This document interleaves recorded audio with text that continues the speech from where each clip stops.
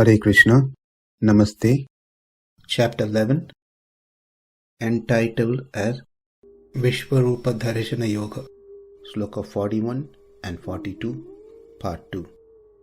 Sakheti matvā prasabhaṁ yaduktaṁ, He Kṛṣṇa he Yādava he sakheti, ajānatā mahimānaṁ tavedaṁ, mayā pramādāt praṇayena vāpi, cāvahāsārtham asat-kṛto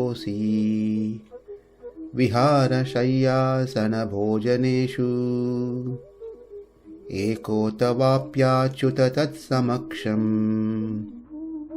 kṣāmaye tvām aham aprameyam. Thinking of you as my friend, I have rashly addressed you.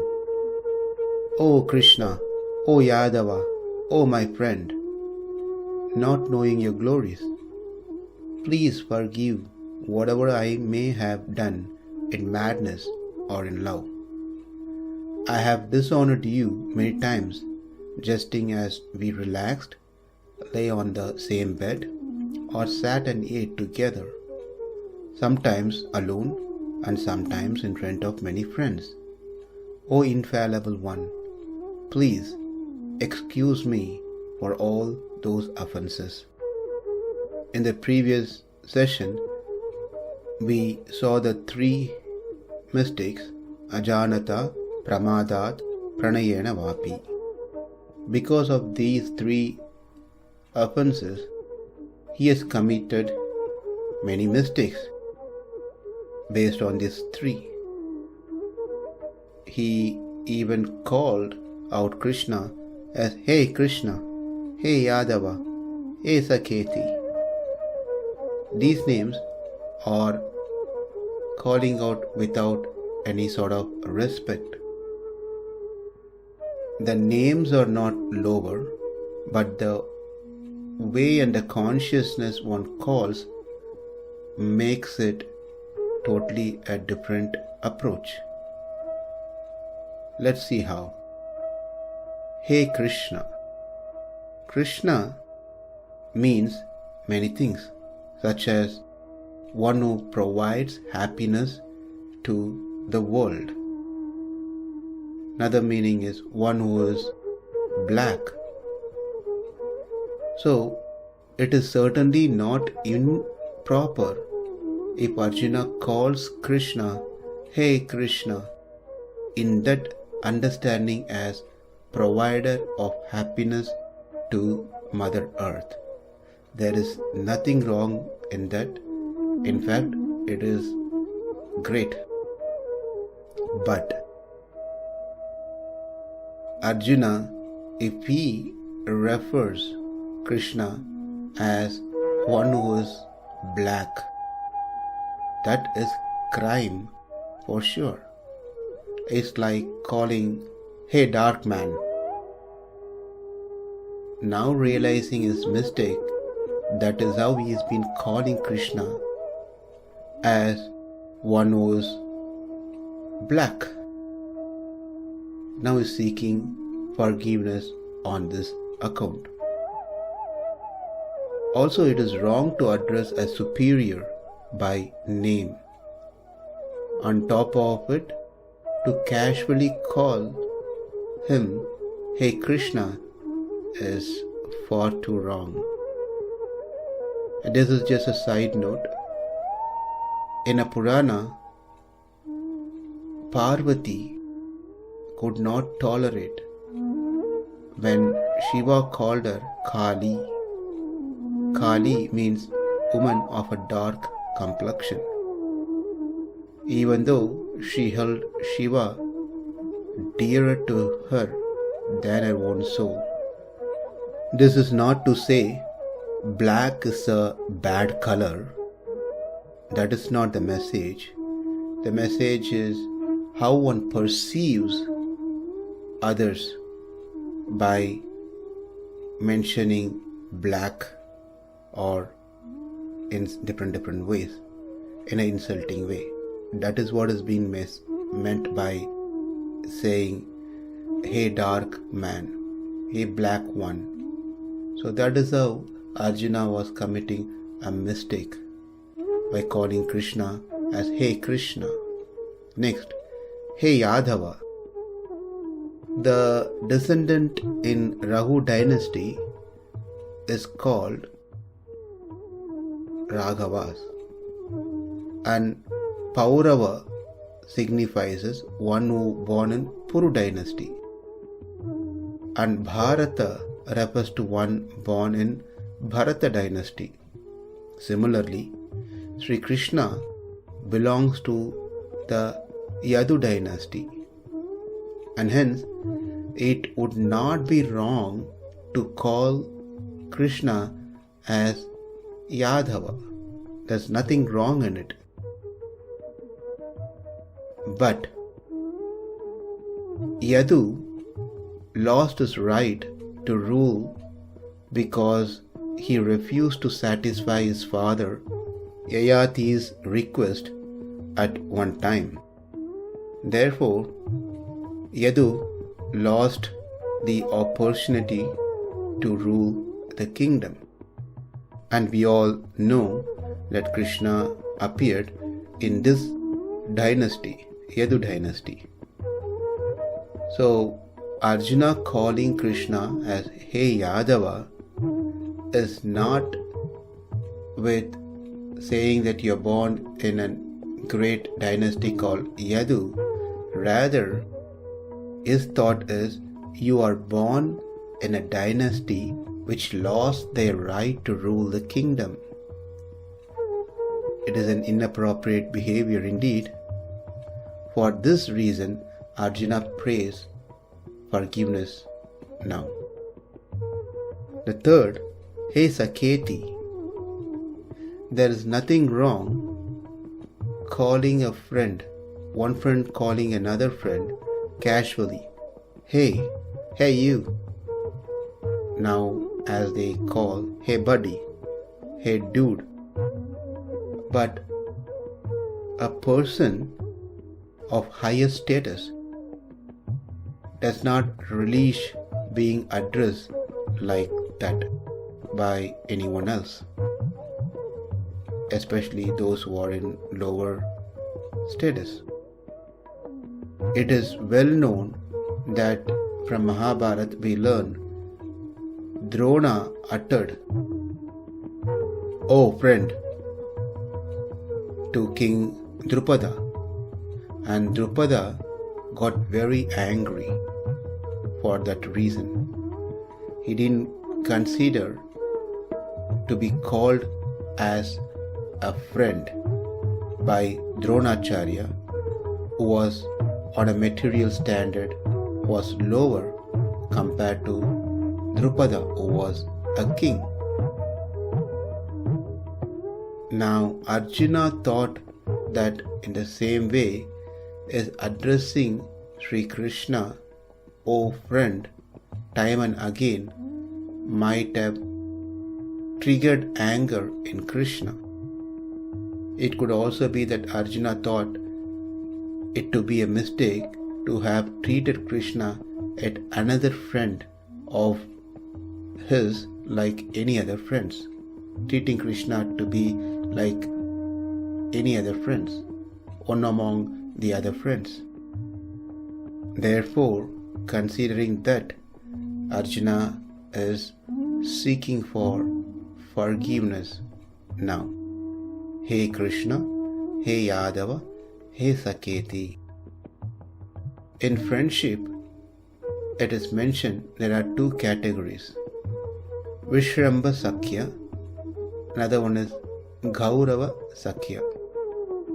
Vishramba Sakhya is the friendship that is on the higher platform, especially enjoyed by the gopis and gopas of Vrindavan. Gaurava Sakhya is the friendship with awe and reverence, like Arjuna, where we can see his mood. And this Gaurava Sakhya is in a mood of Vaikunta. In Vrishabha-sakhya, the cowherds boys are not given the knowledge of Kṛṣṇa's divinity. In the Gaurava-sakhya, Arjuna was given the knowledge of Kṛṣṇa's divinity. Vrishabha-sakhya, the friends treated Kṛṣṇa as equal, nothing special than them. Whereas in Gaurava-sakhya, Arjuna realized Kṛṣṇa is not equal. Kṛṣṇa is not one among them, him or his friends.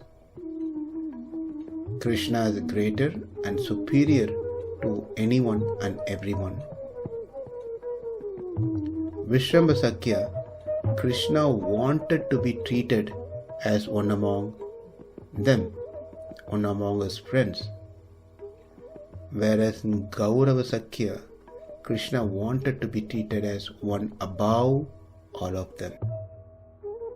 We can learn that in the pastime where Kṛṣṇa lifted Govardhana hill for 7 days, 7 nights, all the boys, everyone were amazed.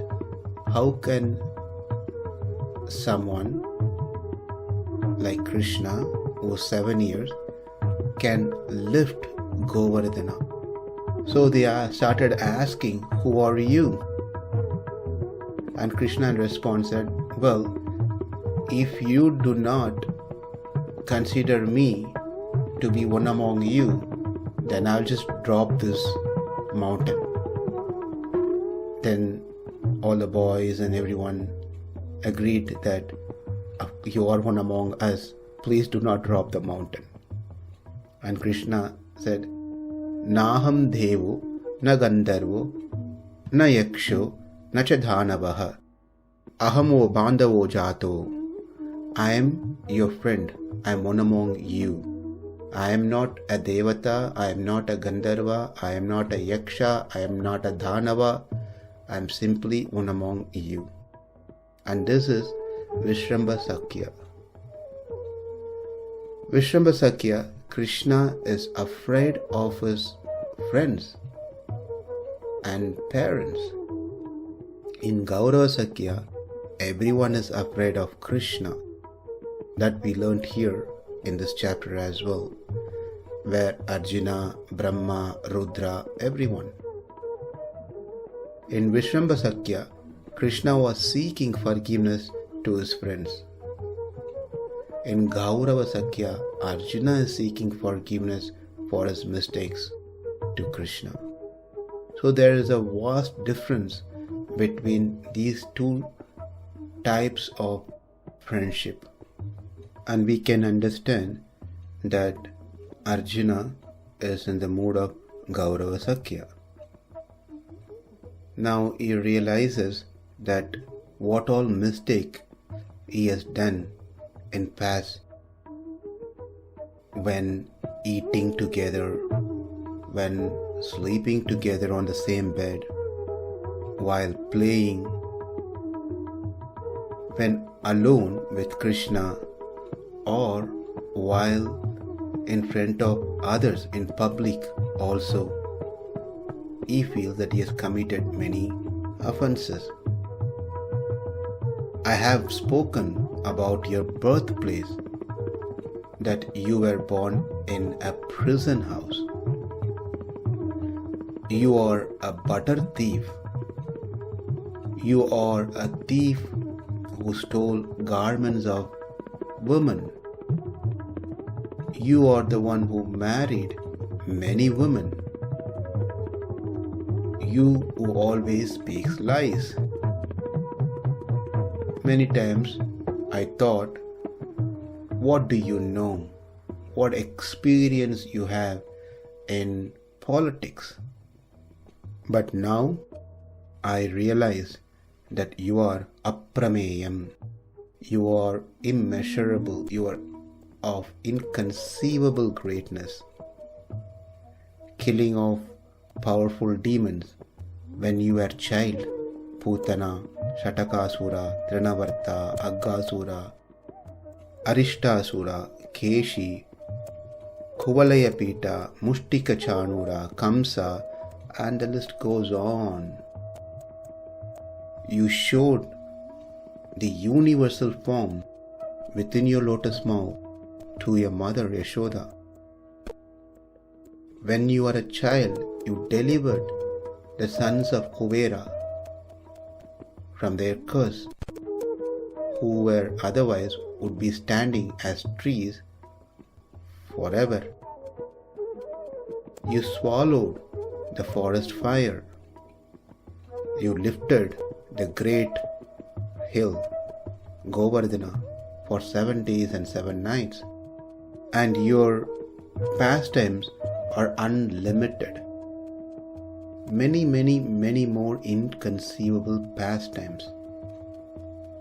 Now, after seeing your power, I understand your unlimited valor, your unlimited greatness.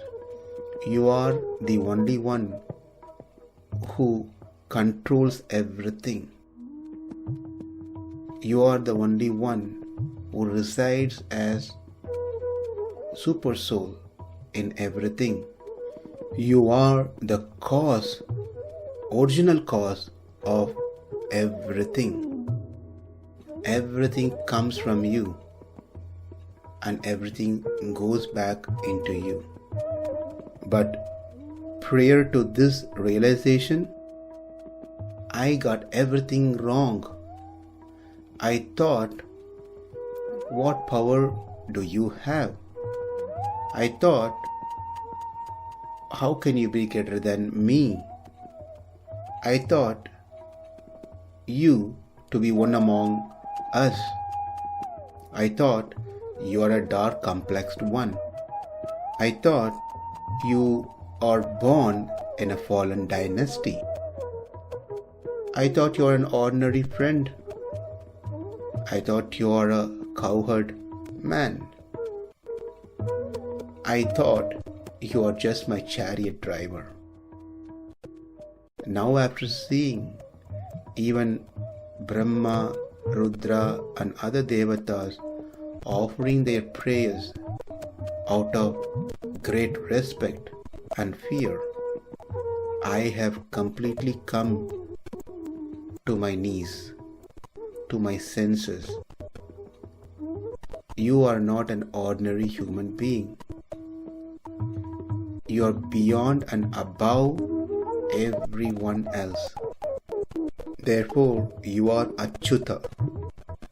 You never let down people who surrender unto you, who are dependent on you. You are infinitely great.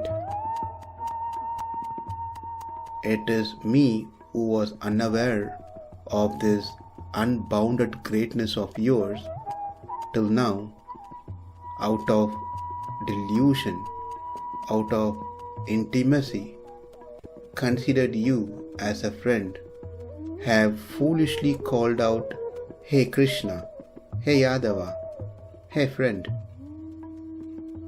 For the sake of fun, I have slighted you, who are to be honored at all times. And while at play or resting, while sitting or eating, or at other activities that we did together, either by ourselves or even in the presence of others, I have been disrespectful to you. Now, sincerely repenting for all the mistakes that I have committed, I fall at your feet, seeking for forgiveness, begging for your mercy. O Acyuta, don't let me down. The next sloka, 43rd sloka, is a response to Kṛṣṇa's question, where Arjuna feels Kṛṣṇa may have this question in his mind. Arjuna goes ahead and answers Kṛṣṇa's question even without Kṛṣṇa directly asking that. That is, how are you sure that because you pray for forgiveness, I will bear your mistakes and accept your forgiveness? Why don't you seek your shelter elsewhere? Why you have to come to me? Arjuna, thinking Kṛṣṇa may have these questions, is responding to that in 43rd Sloka. Let's see what that is in our next session. Sakheti matvā prasabhaṁ uktaṁ. He Kṛṣṇa, he Yādava, he sakheti. Ajānatā mahimānaṁ tavedaṁ. Mayā pramādāt praṇayena vāpi. Cāvahāsārtham asat-kṛto vihāra-śayyāsana-bhojaneṣu. Acyuta tat-samakṣaṁ. kṣāmaye tvām aham aprameyam. Namaste. Hare Kṛṣṇa.